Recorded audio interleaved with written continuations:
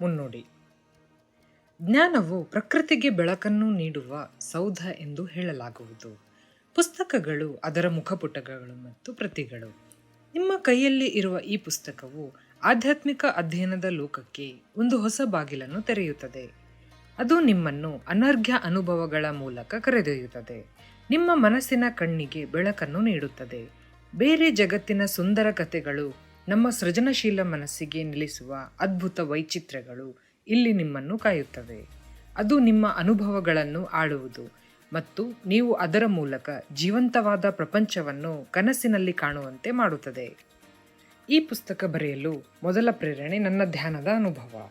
ಬಹಳ ದಿನಗಳಿಂದ ಮನದಲ್ಲೇ ಸದಾ ಕಾಡಿದ ಭಾವವೇ ಕೈಲಾಸ ಪರ್ವತ ಹಾಗೂ ಮಾನಸ ಸರೋವರ.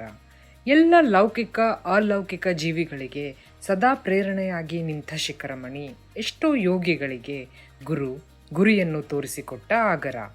ಆ ಕೈಲಾಸ ಪರ್ವತದ ಸುತ್ತ ನನ್ನ ಕಥಾಹಂದರ ರಚಿಸಬೇಕೆಂದು ನಿರ್ಧರಿಸಿದೆ. ಆಲೋಚಿಸುತ್ತಾ ಪದಗಳಲ್ಲಿ ಗೀಚುತ್ತಾ ನಡೆದವಳಿಗೆ ಪ್ರಾಪ್ತ ಎಂಬ ಕಥಾಹಂದರ ಬೆಳೆಯಿತು. ಪ್ರಾಪ್ತ ಎಂಬ ಶೀರ್ಷಿಕೆಯನ್ನು ನೀಡಲು ಕಾರಣ ಸಾಮಾನ್ಯವಾಗಿ ಅನ್ನುವ ವಾಕ್ಯ ಇದು. ಅವರ ಪ್ರಾಪ್ತ ಹೇಗಿದೆನೋ, ಅಂದರೆ ನಮಗೆ ಪ್ರಾಪ್ತವಾಗಿರುವ ಪ್ರತಿಯೊಂದು ಸಂಬಂಧ, ಪರಿಸ್ಥಿತಿ ಅದೆಲ್ಲವೂ ನಮ್ಮ ಅರ್ಹತೆ ಅನುಗುಣವಾಗಿ ನಮಗೆ ಪ್ರಾಪ್ತ ಆಗಿದ್ದು.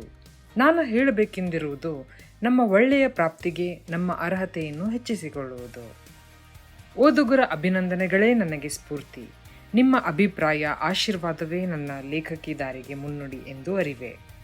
ವಿದ್ಯೆ ಎಂಬ ಅರ್ಹತೆ ನೀಡಿದ ತಂದೆ ತಾಯಿ ಎಲ್ಲ ಗುರುವಿಗೆ ಹಾಗೂ ಕಾಣದೆ ಸದಾ ಆಶೀರ್ವದಿಸಿರುವ ಸದ್ಗುರುವಿಗೆ ಅರ್ಪಿತವಾಗಿದೆ ಈ ಪ್ರಾಪ್ತ ಎಂಬ ಪುಸ್ತಕ.